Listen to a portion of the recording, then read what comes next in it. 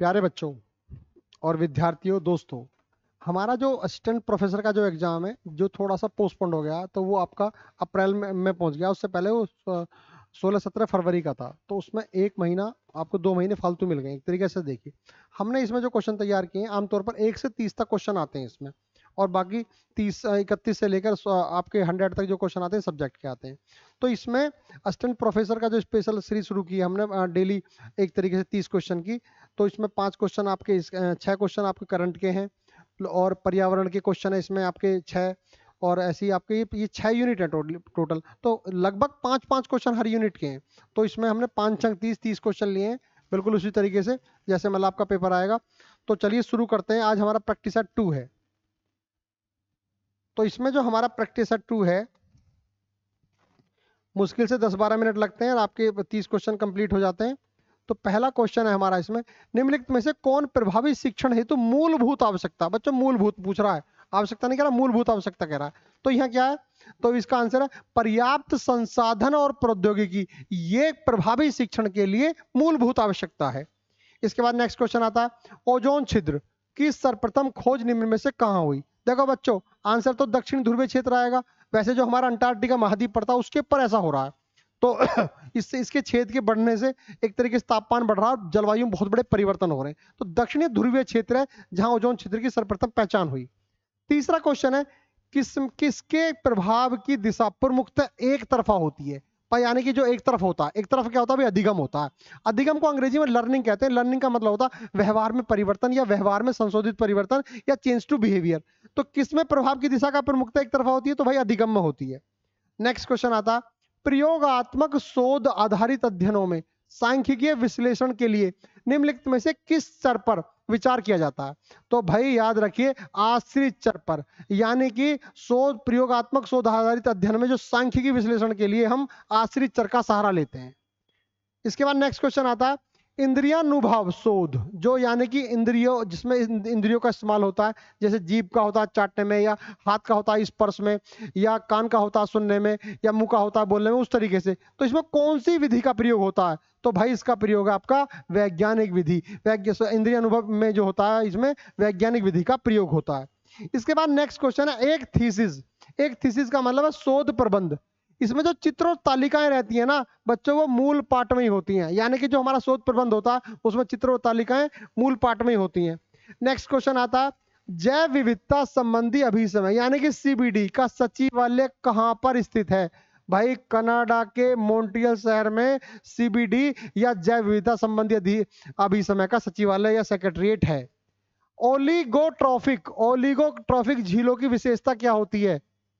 भाई इसमें पोषकों का निम्न स्तर होता है। ऐसा होता है ना, जैसे पिछले वाले सेट में पढ़ाया था क्वेश्चन जलाशय, जिसमें निम्न हो जाता है, तो उन्हें ओलिगोगार्की वाला कहते हैं या अल्प पोषण कहते हैं। तो ओलिगोट्रॉफिक झीलों की विशेषता क्या होती है, उनमें पोषकों का निम्न स्तर होता है। नेक्स्ट क्वेश्चन आता है, दूर के स्थानों पर स्थित दो कंप्यूटरों के बीच फाइलों का जो स्थानांतरण, ट्रांसफर होता है, वे आपस में किसके द्वारा कनेक्ट होने चाहिए। तो भाई इंटरनेट के द्वारा। आज पूरा वर्ल्ड इंटरनेट के द्वारा कनेक्ट हो गया है। नेक्स्ट क्वेश्चन आता है, वह व्यक्ति जो कंप्यूटर का इस्तेमाल करता है यानी कि प्रयोग करता है, तो वो उपयोगकर्ता ही कहलाता है। जो प्रयोग करेगा वही उपयोगकर्ता कहलाएगा। नेक्स्ट क्वेश्चन आता है, स्टोरेज क्षमता जो सबसे छोटे से शुरुआत करते हुए के अनुसार मेमोरी इकाई के सही आरोही क्रम यानी कि बढ़ते क्रम में पूछ रहा है। भाई बढ़ते क्रम में क्या पूछ रहा है, भाई केबी है, केबी के बाद एमबी और एमबी के बाद जीबी है। हालांकि और भी आते हैं उससे बाद में, लेकिन इस 3 पे जो दे रखी है केबी, एमबी और जीबी। तो देखो भाई, देखो सबसे छोटा क्या होता है भाई, बिट होता है। और फिर होता है भाई बी वाई टी ई। अब आ जाओ केबी, एमबी, जीबी और भाई टीबी। ये इसका एक तरीके से क्रम लगा हुआ है इसके हिसाब से। तो हमारा आंसर क्या बना, बी। नेक्स्ट क्वेश्चन, निम्नलिखित में से कौन सा हार्डवेयर नहीं है। अब देखो बच्चों, यहां पर प्रोसेसर चिप क्या है, हार्डवेयर है, हाथ में ले सकते हैं, प्रिंटर छू सकते हैं, माउस छू सकते हैं। जावा लैंग्वेज का काम करती है, जावा इसमें हार्डवेयर नहीं है। तो आंसर क्या हो गया भाई, हमारा जावा हो गया। नेक्स्ट क्वेश्चन आता है, डेटा संचार को चलाने वाले नियमों का समूह क्या कहलाता है। भाई नियम, नियम का मतलब प्रोटोकॉल। डेटा संचार को चलाने वाले नियमों का समूह कहलाता है प्रोटोकॉल, अर्थात नियम। Question number 14। अब देखो भाई मिलाने की वाली बात चल रही है। पीसी मतलब फिश, पीसी मतलब फिश, फिश मतलब मछली। और भाई वीटी का कल्चर होता है भाई हमारा अंगूर की खेती। और जो मोली कल्चर होता है ना उस सैतूत तो मीठे मीठे खाने के लगते हैं। और जो ओलोरी कल्चर होता है भाई सब्जी की खेती। तो हमारा आंसर क्या बना भाई, मिला दो इसका आंसर, डी आंसर। सॉरी एक मिनट, ए का 4 ठीक है। नेक्स्ट क्वेश्चन आता है निम्नलिखित में से किसको मार्ले मिंटो सुधार। भाई मार्ले मिंटो की बात आएगी तो भाई 1909 आएगा। अगर चैम्सफोर्ड फोर्ड उसकी बात आती तो भाई 1919 आता। तो इसका आंसर भारत परिषद अधिनियम 1909 को मार्ले मिंटो सुधार कहा जाता है। नेक्स्ट क्वेश्चन आता है भारतीय सिविल सेवा परीक्षा, जिसको हम आज आज की दृष्टि में यूपीएससी या आईएएस कहते हैं। ये तो भारत में जो सर्वप्रथम इसका आयोजन पहले इंग्लैंड में होती थी, तो अब इसका सर्वप्रथम आयोजन कहाँ हुआ, इलाहाबाद में। भाई कब हुआ, 1853 में हुआ, जब भारत में बंबई से ठंड रेल चली थी 1853 में। उसी साल ये हमारी सिविल परीक्षा कहां पर हुई थी, इलाहाबाद में। भारत कब अंतरराष्ट्रीय मुद्रा कोष का सदस्य बना। भाई मुद्रा कोष की जो स्थापना हुई ना, अंतरराष्ट्रीय मुद्रा कोष की, वो 1945 में हुई और 1945 में भारत इसका संस्थापक सदस्य बना। नेक्स्ट क्वेश्चन है भास्कराचार्य की कृति। भास्कराचार्य की कृति लीलावती। भास्कराचार्य की बेटी का नाम लीलावती था। उन्होंने अपनी बेटी के नाम पे ही एक गणित की बहुत बड़ी किताब लिखी। तो उसका जो फारसी भाषा में अनुवाद किया वो अकबर के नवरत्नों में से एक जो था फैजी था, अबुल फजल का भाई था, इस फैजी ने लीलावती का फारसी में अनुवाद किया। नेक्स्ट क्वेश्चन आता है भारत के राष्ट्रपति निम्नलिखित में से किसको अपना त्याग पत्र देते हैं। भाई देखो राष्ट्रपति देते हैं उपराष्ट्रपति को और उपराष्ट्रपति देते हैं राष्ट्रपति को। बिल्कुल सिंपल याद रखो, एक दूसरे को देते हैं। क्वेश्चन नंबर 20 निम्नलिखित घटनाओं का कालानुक्रम में व्यवस्थित कीजिए तथा नीचे दिए गए कूट से सही उत्तर चुनिए। अब देखो बच्चों असहयोग आंदोलन कब हुआ था भाई, 1920 में। जलियांवाला बाग भाई 1919 में, 1919 में। चंपारण भाई 1917 में। सविनय ज्ञान दल भाई 1930 में। तो लगा लो भाई पहले सबसे पहले कौन सा आया, 3 आया। और 3 में कौन सा बना हमारा, 3 2 1 4। नेक्स्ट क्वेश्चन आता है जब कोई देश अपनी मुद्रा का मूल्यांकन करता है, अपनी मुद्रा का मूल्य घटाता है, तो भाई क्या होता है, आयात महंगे हो जाते हैं और निर्यात सस्ते हो जाते हैं। कई बार इकोनॉमिक्स को सही करने के लिए जान के भी ऐसा करना पड़ता है। नेक्स्ट क्वेश्चन है 22 भारत में स्थानीय स्वायत्त शासन लोकल सेल्फ गवर्नमेंट का जनक किसको माना जाता है भाई लॉर्ड रिपन को माना जाता है। बहुत क्वेश्चन आता है एग्जाम में, बहुत आता है भाई।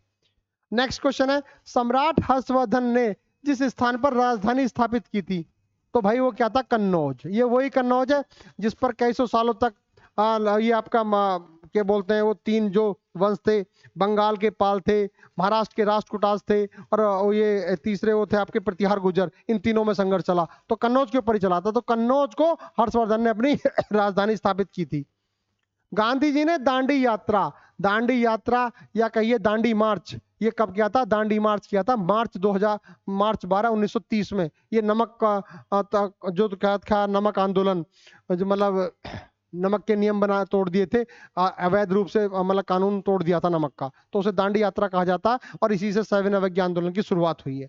नेक्स्ट क्वेश्चन आता सूर्य से पृथ्वी की दूरी कितनी है। भाई याद रखिए 93 मिलियन मील या माइल सूर्य से पृथ्वी की दूरी है। इसके बाद नेक्स्ट क्वेश्चन आता मुस्लिम लीग द्वारा किस तिथि को मुक्ति दिवस मनाया जाता है। तो भाई याद रखिए 22 दिसंबर 1939 को, जब कांग्रेस मंत्रिमंडल ने इस्तीफा दे दिया तो जिन्ना ने मुक्ति दिवस मनाया, मुस्लिम लीग ने मुक्ति दिवस मनाया, बड़े खुश हुए।